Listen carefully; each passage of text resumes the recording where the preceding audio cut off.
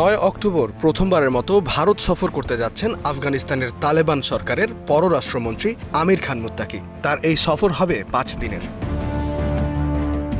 ২০০১ সালে কথিত সন্ত্রাসবিরোধী যুদ্ধ শুরুর পর যুক্তরাষ্ট্রের সন্ত্রাসী তালিকায় ছিলেন এই তালেবান নেতা। তবে ভারত ভ্রমণ তার জন্য কোনো বাধা হয়ে উঠছে না। ভারতে একজন বিদেশি অতিথির পূর্ণ সম্মানই পেতে যাচ্ছেন মুত্তাকি। ১০ অক্টোবর দিল্লির হায়দ্রাবাদ হাউসে তাকে অভ্যর্থনা জানাবেন ভারতের পররাষ্ট্রমন্ত্রী এস জয়শঙ্কর।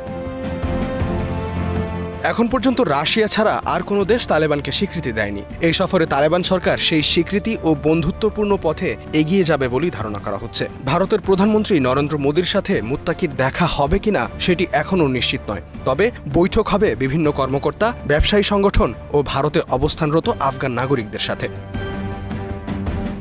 ২০০১ সাল থেকে ২০২১ সাল পর্যন্ত আফগানিস্তানের বিভিন্ন উন্নয়ন প্রকল্পে প্রায় ২৪০ কোটি মার্কিন ডলার বিনিয়োগ করেছে ভারত। সাম্প্রতিক সময়ে পাকিস্তানের সাথে তালেবান সরকারের সম্পর্কে ভাটা পড়েছে। সেই সুযোগে ভারতও এগিয়ে এসেছে সম্পর্ক উন্নয়নে। এর আগে আমির খান মুত্তাকি রাশিয়া সফর করেন, বৈঠক করেন রুশ পররাষ্ট্রমন্ত্রী সার্গি ল্যাভরভের সাথে। গেল মাসে যুক্তরাষ্ট্রের প্রেসিডেন্ট ডোনাল্ড ট্রাম্প আফগানিস্তানের বাগরাম বিমান ঘাঁটি ফেরত চেয়েছেন। এ বিষয়ে তালেবান নেতাকে আশ্বস্ত করে ল্যাভরভ বলেন, আফগানিস্তানের মাটিতে তৃতীয় কোনো দেশের সামরিক উপস্থিতি গ্রহণযোগ্য নয়।